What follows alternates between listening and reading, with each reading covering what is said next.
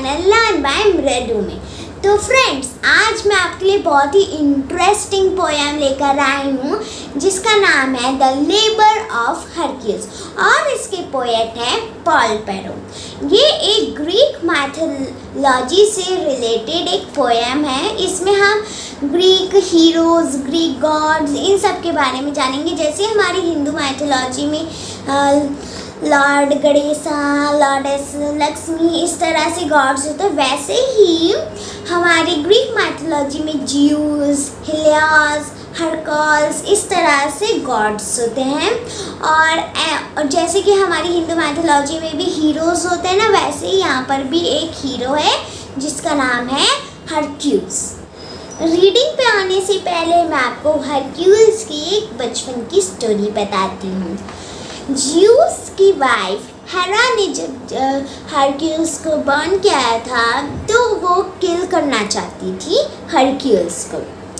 तब क्या हुआ, उन्हें किल करने के लिए उन्होंने 2 पॉइजनस स्नेक उनके रूम में भेजे। जब वो स्नेक बाइट ही करने वाला था एक स्नेक, तो हरक्यूल्स ने एक स्नेक को उसकी नेक से पकड़ लिया और इतना तेज पकड़ा कि स्नेक की डेथ हो गई। ऐसे ही दूसरे स्नेक को भी उसने बड़ा करा और जब तक मेड आने वाली थी तब दोनों स्नेक डेथ हो चुके थे क्योंकि हरक्यूल्स ने उन्हें पकड़ के मार दिया था। उसके बाद तब उनकी वाइफ हेरा को पता चला, ज़्यूस की वाइफ हेरा को पता चला कि इसे कोई भी नहीं मार सकता है। तो अब हम रीडिंग की तरफ चलते हैं। Have you read any story of Greek heroes? क्या आपने ग्रीक हीरोज़ की स्टोरी पढ़ी है? अगर पढ़ी है तो स्टोरी का नाम के साथ मुझे आप कमेंट बॉक्स में ज़रूर से बताइएगा। नेम अ हीरो एंड से why you like the person. और आप बताइएगा कि आपको कौन सा हीरो सबसे ज़्यादा अच्छा लगता है, वो भी कमेंट बॉक्स में। Hercules is the Roman name for a Greek hero Hercules, the son of Zeus। तो यहाँ पर इसका मतलब है हरक्यूल्स एक रोमन नेम है। हरक्यूल्स एक रोमन नेम है हरक्यूल्स का, और हरक्यूल्स का रियल नेम है हरक्यूल्स। हरक्यूल्स सन है ज़्यूस का। जैसे कि अभी मैंने कुछ गॉड्स के नाम बताए थे ग्रीक मैथोलॉजी में, उनमें से एक ज़्यूस भी मैंने बोला था। तो मैं आपको बताती हूँ, जो ज़्यूस हैं वो किंग ऑफ द गॉड्स हैं। जैसे हमारी हिंदू मैथोलॉजी में कहा जाता है शिव जी किंग्स ऑफ द गॉड है, वैसे ही यहाँ पर ग्रीक मैथोलॉजी में Zeus Kings of the God हैं।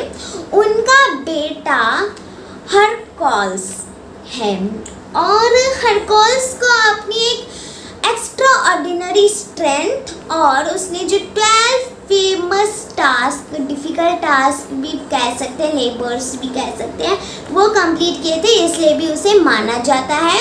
और जो ये 12 डिफ़िकल्ट टास्क थे हरक्यूल्स को ये किंग और ज़्यूस ने दिए थे क्योंकि वो हरक्यूल्स की एक्स्ट्रा ऑर्डिनरी स्ट्रेंथ से जेलस थे, तो उन्होंने उसे किल करने के लिए 12 डिफ़िकल्ट टास्क दिए। और यहाँ पे हम देखेंगे कि जब यह हरक्यूल्स ने 12 डिफ़िकल्ट टास्क किए तो उसे लास्ट में उसका क्या रिवॉर्ड मिला। तो अब हम इस स्टोरी की तरफ चलते हैं। The great warrior Hercules was made of pretty stony stuff. He carried out 12 famous tasks, all of them really tough.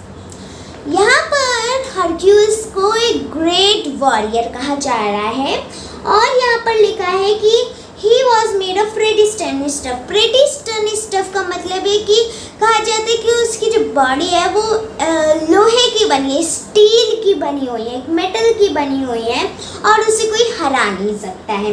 He carried out 12 famous tasks, all of them really tough। और उसने 12 famous task, difficult task किए थे, वो बहुत ही ज़्यादा tough थे। तो हम जानते हैं first task. He fought a lion with claws so sharp that it could rip armor to shreds। यहाँ पर इसका मतलब है उन्होंने एक फाइट की थी लॉयन के साथ जिसके कॉल्स मीन्स नेल्स, जिसके नेल्स बहुत ज़्यादा शार्प थे कि वो एक आर्मर को रिप कर सकता था। आर्मर मैं आपको बता बता देती हूँ, metal clothing that soldiers used to wear in battle. जो सोल्जर्स पहनते हैं अपने आप को प्रोटेक्ट करने के लिए बैटल में, उसे आर्मर कहते हैं। टू श्रेड्स यहाँ पर मतलब उसे टुकड़े टुकड़े कर देना, टीयर अप कर देना। उसके कॉल्स इतने, लॉयन के इतने ज़्यादा कॉल्स शार्प्स थे कि वो एक आर्मर को रिप कर सकता था और उसके टुकड़े टुकड़े कर सकता था। सेकेंड टास्क है, then he killed the hydra that a monster with 9 head. फिर उन्होंने एक हाइड्रा को किल किया, जो एक मॉन्स्टर होता है, एक स्नेक भी कहते हैं उसे, बहुत ही बड़ा स्नेक, मॉन्स्टर भी कहते हैं उसे, जिसके 9 हेड्स होते हैं, 9 हेड्स होते हैं उसे। और उन्हें उससे भी, हाइड्रा को भी हरक्यूलिस ने किल किया था। थर्ड टास्क है, after that he was told to go and catch a golden deer. इसके बाद किंग ऑरेस्थियस ने उसे टास्क दिया था कि उसे गोल्डन डियर को कैच करना है। The deer was very hard to catch. It took Hercules a full year. तो यहाँ पर उन्हें उस डियर को, गोल्डन डियर को कैच करने के लिए उन्हें फुल ईयर लग गया था। उसके बाद his next task was hunting again. अब की बार उन्हें फिर से हंट करना था। This time a wild savage boar. Wild savage bore, savage का मतलब है वायलेंट, अनकंट्रोल्ड, एंड जिसे कोई कंट्रोल ही नहीं कर सकता, अनकंट्रोल्ड एनिमल। सैवेज मतलब एनिमल, अनकंट्रोल्ड वायलेंट एनिमल। वही बहुत ही uncontrolled wild boar, boar means pig, a wild pig था। वो बहुत ही बड़ा था, नॉर्मल जो स्मॉल पिग्स होते हैं उसकी तरह नहीं था, जैसे कि आप वहाँ पर पिक्चर में भी देख सकते हैं। After that he clean a stable which was full of manure. अब उन्हें क्या करना था, एक क्लीन करनी थी स्टेबल जो 30 ईयर्स तक, 30 ईयर्स से उसे किसी ने भी साफ नहीं किया था, तो उसे साफ करना था। और वो फुल ऑफ मैन्योर थी, मैन्योर मीन्स एनिमल डंग। और Hercules clean this huge stable in just 1 single day. और हरक्यूल्स ने इसे जस्ट एक ही दिन में साफ कर दिया था। He had to go and chase some nasty bird, ये 6th टास्क है। उसके बाद उन्हें सब नास्टी बर्ड्स को चेस करना था। वो नास्टी मीन्स जो दूसरी बर्ड्स को परेशान करते हैं और ह्यूमंस को भी परेशान करते हैं, वो इधर उधर टहल रहे थे, तो उन्हें चेस करना था उन सब नास्टी बर्ड्स को। 7th टास्क है, next he caught a dangerous bull, it was rampaging through Crete. यहाँ पे टी वॉज का मतलब है इट वॉज। तो यहाँ पर इस 7 टास्क का मतलब है कि उन्हें डेंजरस बुल को कैच करना था, कॉट करना था। वो बहुत ही वायलेंट थी, अनकंट्रोल्ड थी, जैसे वो सैवेज बोर अनकंट्रोल्ड था। वो रैम्परिंग मीन्स इधर उधर भागना, वो इधर उधर भाग रही थी क्रीटा पे। क्रीटा एक बिग आइसलैंड है, आप एक ग्रीन बॉक्सेस में भी देख सकते हैं। Crete is the largest island in Greece. Greece में एक लार्जेस्ट आइसलैंड है जिसी का नाम है क्रीटा। तो यहाँ पर वो क्रीटा में पूरे बिग आइसलैंड में घूमी जा रही थी और उसे कैच करना बहुत ही डिफिकल्ट था।